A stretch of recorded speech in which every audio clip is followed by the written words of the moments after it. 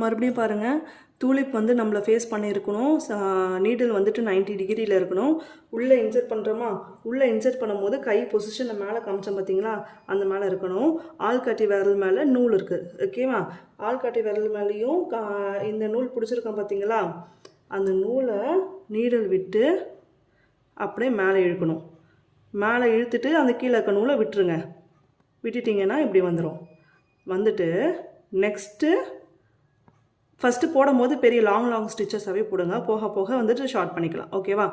Next வந்துட்டு மறுபடியும் உள்ளே குத்தி கீழே இருக்க நூல் இருக்குது பார்த்தீங்களா, கீழே இருக்க நூலை இப்படி அந்த நீடில் சுற்றணும். ஒரு சுற்றி எடுக்கும் போது நான் சொன்னேன் இல்லையா, ரொட்டேட் பண்ணி ஃபார்வர்டில் புல் பண்ணணும், ஓகேவா? மறுபடியும் பாருங்கள்.